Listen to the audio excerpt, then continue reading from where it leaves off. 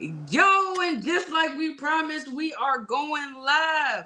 I know it's been a while since y'all seen our beautiful faces on the live screen, but we are here and we got a dope interview today.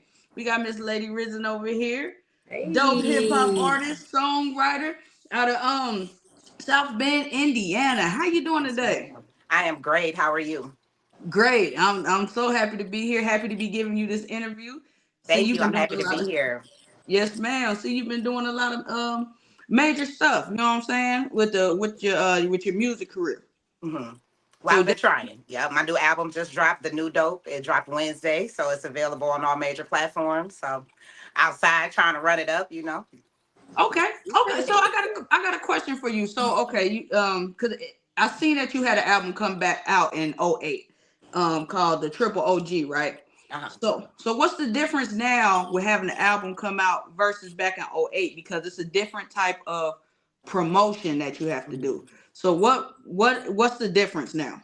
I would say the first difference for sure is back in '08, we were still on CDs. So back in '08, I had to pay for a distributor to press and print my CDs, and it was physical, handing out and word of mouth more because social media wasn't as available back then. So it was more of like a street grind. You had to get out there and get your music out there into the stores and the people faces physically versus now, everything's digital. So couple clicks of a button and your music can be all over the world, within a matter of hours, you know what I'm saying? So it's definitely a big difference, but it still requires the same grind and hustle, behind it. Now, okay, so which one did you like better? Did you like the having to get out on the street and slang the CDs or the click of the button? It's kind of 50-50. I appreciate both. Although, I do love the digital factor, but the CDs and being out in the street made you able to be like able to get to know your fan base and really, present yourself one on one with people versus just now a billion strangers might like it, might not, they might troll, they might whatever, you know what I mean? So it was more personal back then, but I can appreciate both. I'm just happy to be here, blessed to still be grinding from way back then till now. Yes, I ma'am. know that's right. Yes. But tell us, who is Lady Resin? Lady Resin, aka Smoke G, is a young and hungry up and coming artist out of South Bend, Indiana, out of the Midwest.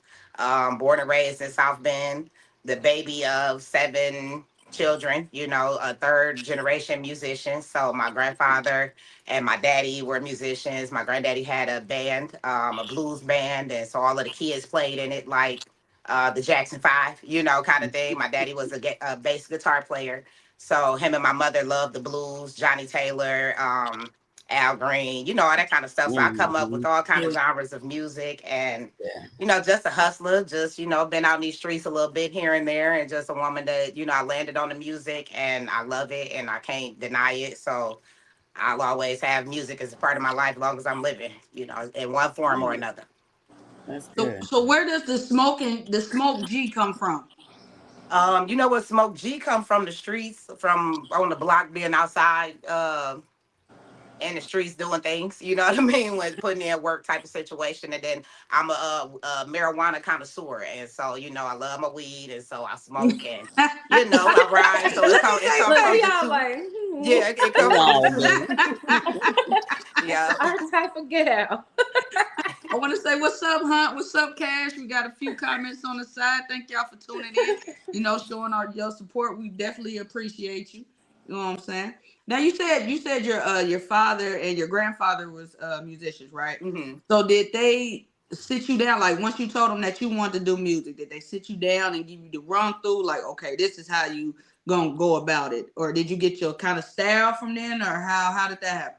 No, I believe I just got more of a adventurous ear from my OGs. You know what I mean? Just from like them listening to, like I said, everything from blues to jazz, gospel, rock, country, that kind of thing. But no, we unfortunately never had the chance to like sit down and really, get the guidance. Although I reached back for it later. Once I did start doing music, I would call my daddy like, "Daddy, I'm doing this," or whatever. And all he just would ever tell me is just stick to my own music, stay true to my sound, kind of thing. But no, Mhm. I once I went to college, I met Numb Everlasting. He was already into. That's the super producer of Cutthroat ENT LLC. I'm CEO of my independent label out of South Bend. So our my partner and our super producer, he was already into music, and he was engineering. He had a label by, I mean, a record deal by then. You know, he was like much further and more experienced. And when I wrote my first freestyle, I just, the reaction, the response, everything I got from it just made me want to dive into music and chase it more, and perfect my craft and to be somebody, kind of thing. Hmm. I could Mhm. dig that. Now, since you done said your first freestyle, do you remember any of it? Ooh, no, not that first one. I used to Oh, know okay. it, I like was about I to used say, to drop know a it bar little for bit. bar. Man, I have so much music between now and then. Like if I gave it some effort, I could probably remember some, but off the top of my head right now, no. I could definitely understand that. I could Hmm. definitely get that. So I want to, give you a shout out for being the first Black female label owner and artist with Cutthroat Enterprise.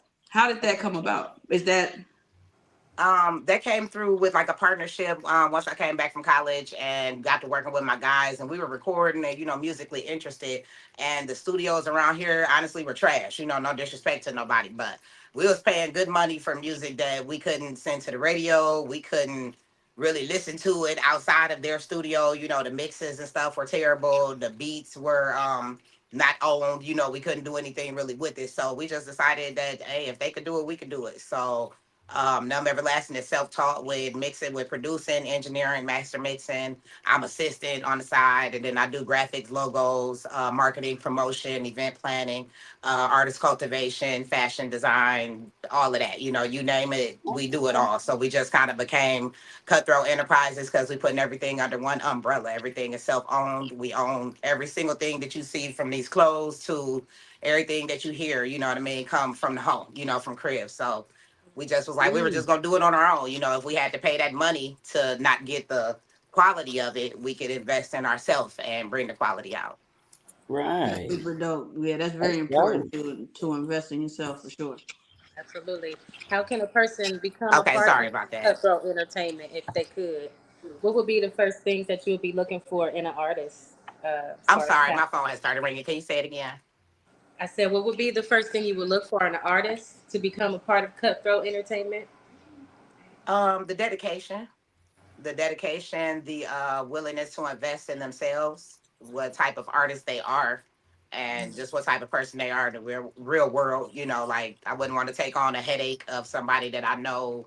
I know you're not serious. A lot of people take music as a hobby. We've worked with so many artists that we have wasted time on some artists. We've invested money in artists that just were doing it to play around, when this is like my life goal and my life dedication. So it would take a lot for a person to have to become Cutthroat just to show that you're really about it. You know what I mean? Outside of Cutthroat, would you continue investing in yourself? Would you continue to be an artist? You know what I mean? If you didn't have a label carrying you, kind of thing. So yeah, I will require a few things. That's why there's no open applications right now for Cutthroat ENT. We focused on ourselves and trying to push the artists that we do have to the top, and then we'll do some of that later on. Oh. I also got another question. When you said original beats, because a lot of times people go to YouTube and get beats, or they might go to Spotify and get beats. How important is it for an artist to have original beats? It is extremely important. If you can't have original beats made, to purchase the beats that you do get from YouTube or wherever, ownership of your beat is most important. If it's like a beat that's licensed from another artist, from another record label, you will have to pay. They may strike your channel. They may copyright strike you. They may take your video down, or your music down. So it's extremely important to have original beats, and at the very least to have ownership of some sort with the beat that you put your music on, because the last thing you want to do is write a hit to somebody else's beat and you can't do anything with it, or you make it and now you owe them everything. You owe their estate everything, or whatever. So it's best to always have as much ownership as you can.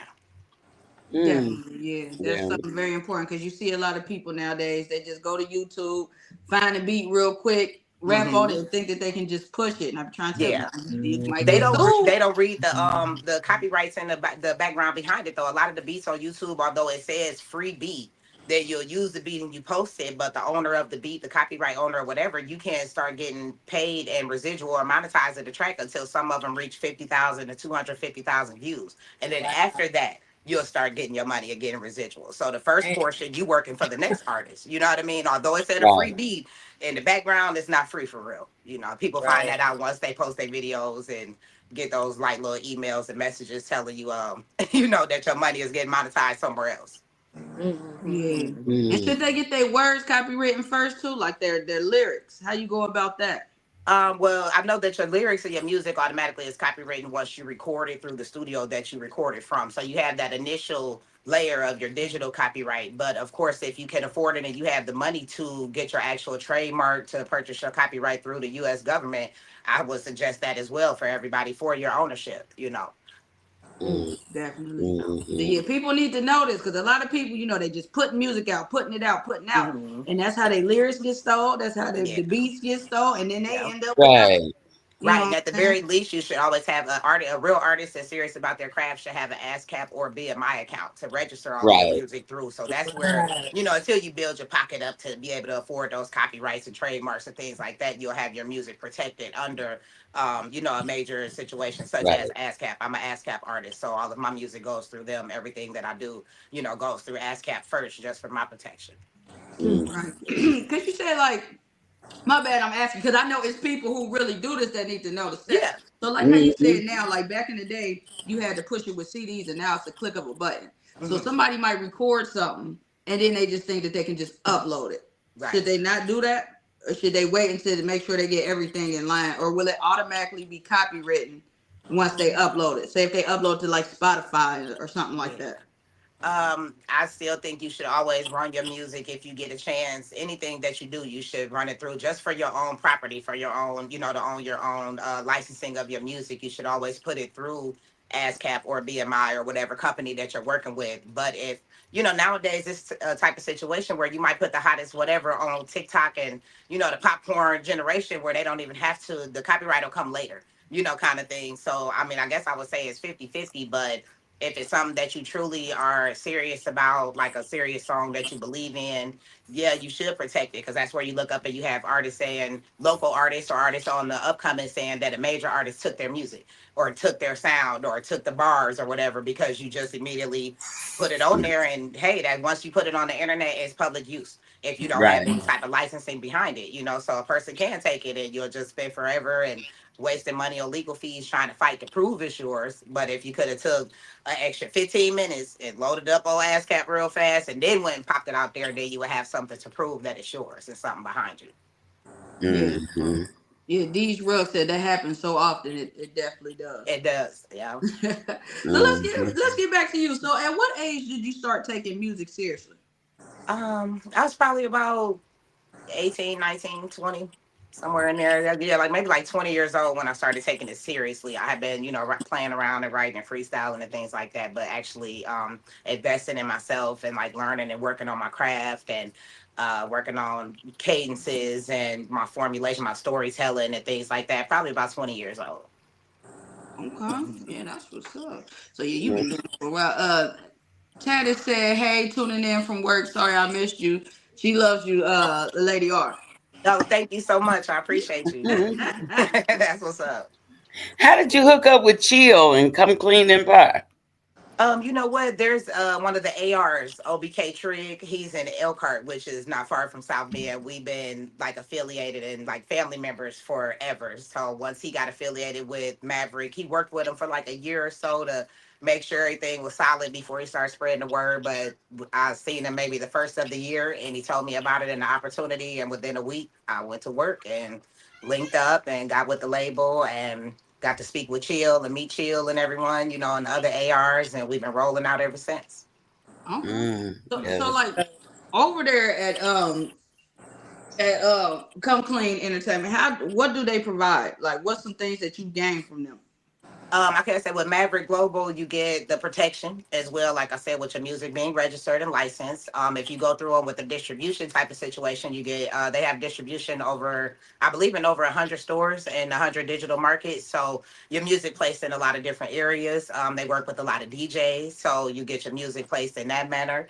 And then the support of just having a team behind you of like real people that you can really contact and get help or advice or show you how to do things as well as shows, opportunity, exposure, so it's been popping, you know what I mean? My label, I put my label down with Maverick Global Distribution. They are our distribution company for my entire label. I'm the third artist to roll out on the label. So shout out Solo's Way, free solo. Shout out YBG Trey.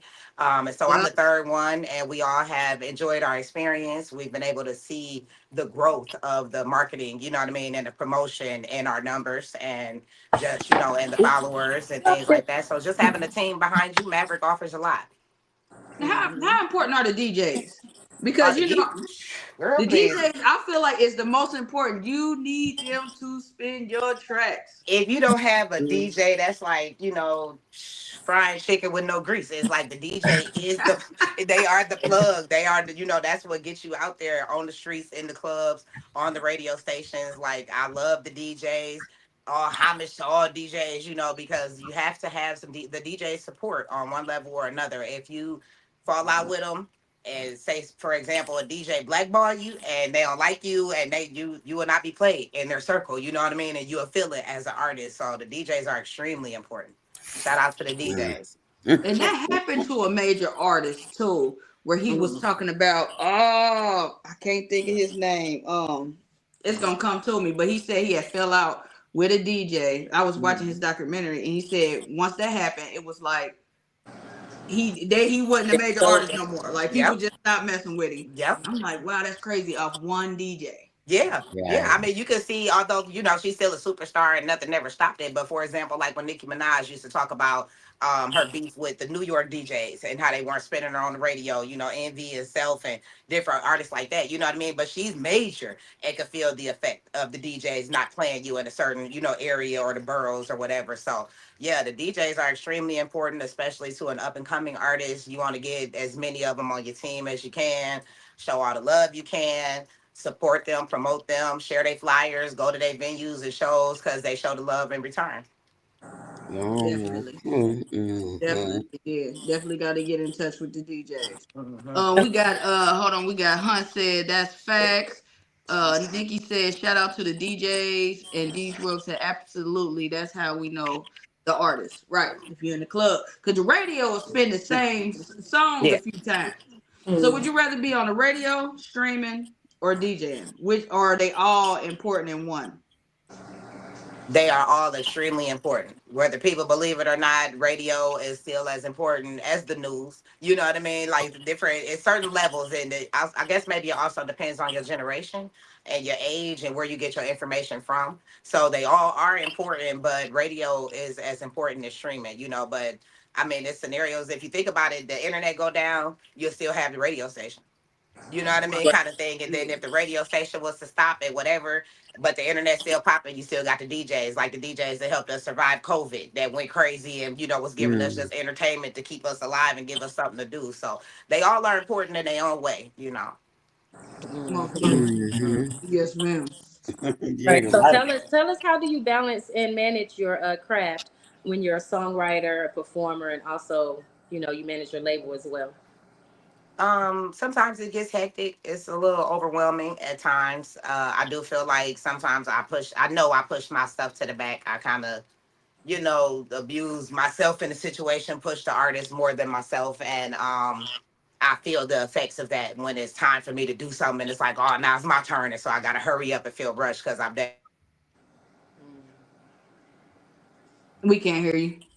And now I'm sorry, I apologize.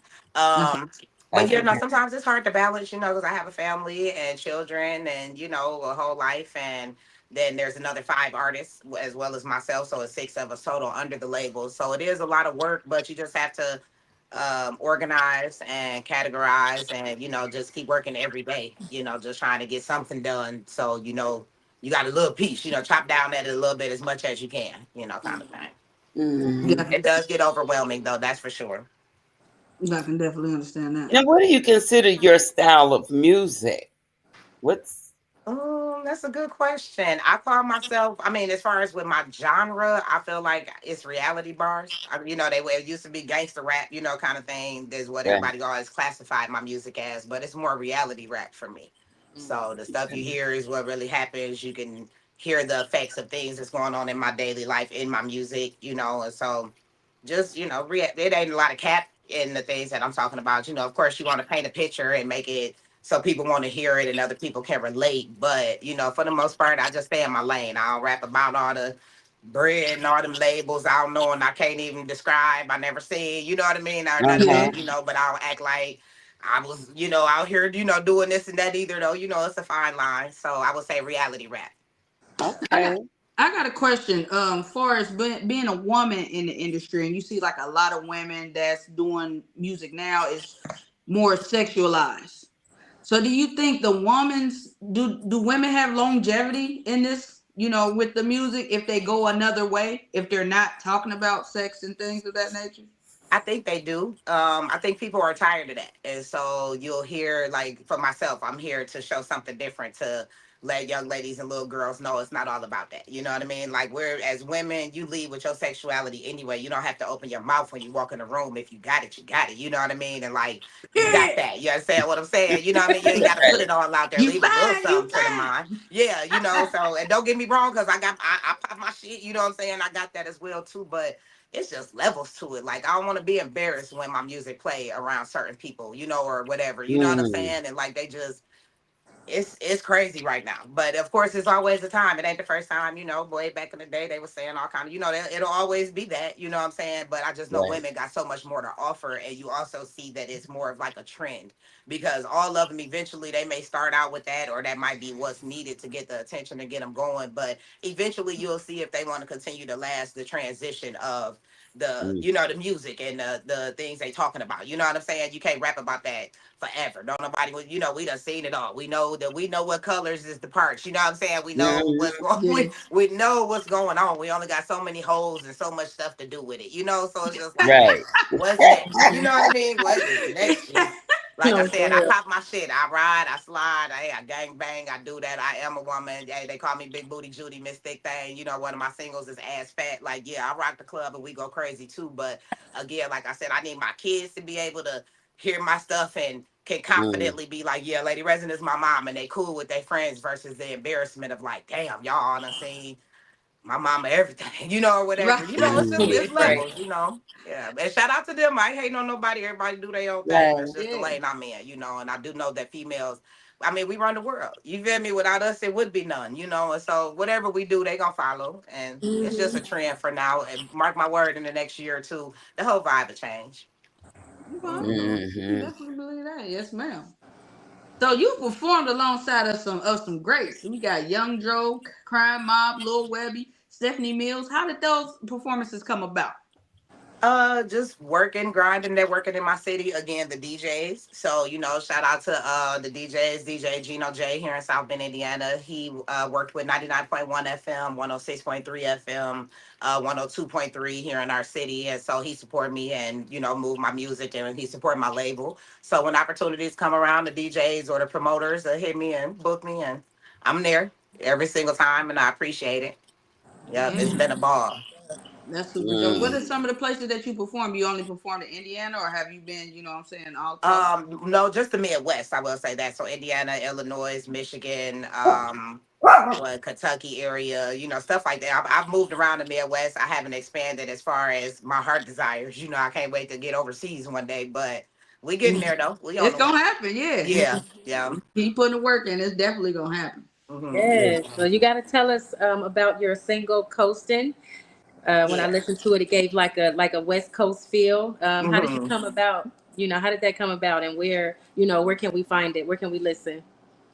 Coasting came about just vibing. I don't know what it was. I was smoking probably some Zod or something. I don't know, but it had me feeling good, and it was just a vibe. It was just one of them songs where a feel good song. Like I said, you can Yeah, listen to it. Anybody can, any age, whatever, make you want to ride, have a drink, kick it with your girl, with your boy, your homies, your yeah, partners. Just one of the feel good songs. We sick, like I Mhm. said, I can drill all day. You know what I mean? And we can do all that gangster shit and all of that. But you need something to feel good nowadays. There's too much going on in Yes. the world. So Coastin' is a feel good song. It's featuring my best friend Rose. She's a musician. She's a drummer. She's worked in a band, her own female band. And she has a beautiful voice. And so she blessed me with laying the background vocals on the track, you know what I mean? And so Coasting is available on all major platforms and is featured on my new album, The New Dope, which is available on all major platforms under Cutthroat ENT LLC by way of Maverick Global Distribution. So wherever you listen to music, just look up Lady Resin, Coasting, The New Dope, and, enjoy yourself. It's a vibe. It definitely is. Yeah. It give you like barbecue feels. Like when I'm back, cause I'm probably gonna put something on the grill today, and I'm gonna listen to Me it. too. Yeah. When this is You said done, what listen, time I I can't should be wait to there? not rushing, but when this is done, my shish kebabs is already waiting. Okay, my deviled Wait, egg, my eggs is cooling down. Like, yeah, I'm about uh-oh. to cook as soon as Oh we well, we finish. on our way Girl, to I we you. need on to our way come to to your you house. then. Ain't nothing cool nothing Send now. your Okay. address, sis. Yes, I said, let me do this interview real quick and then I'm getting on this grill. I Yes, know that's ma'am. right. Mm-hmm. I know that's So right. what's some words of motivation that you would give an artist that may be trying to get into the industry or that's already in it? Motivation is just to keep going. Believe in yourself. Keep the Lord first and foremost head of your life. Believe in yourself. Stay true to yourself. Women, keep your head down and your legs closed.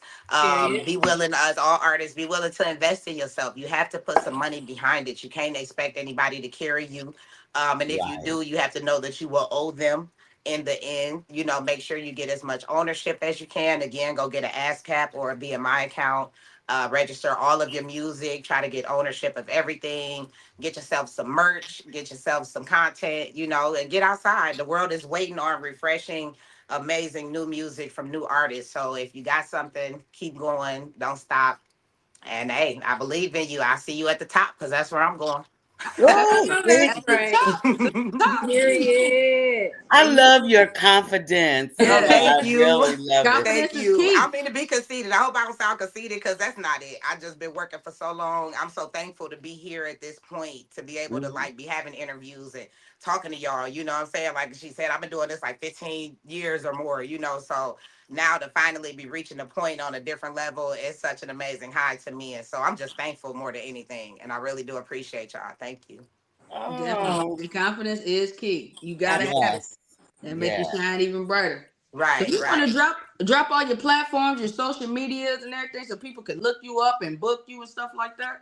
Yes, please. For bookings, features, any type of studio needs, you can go to cutthroatent@gmail.com. On all social media, you can look up Lady Resin, aka Smoke G. You can Google Lady Resin and all of my platforms will come up.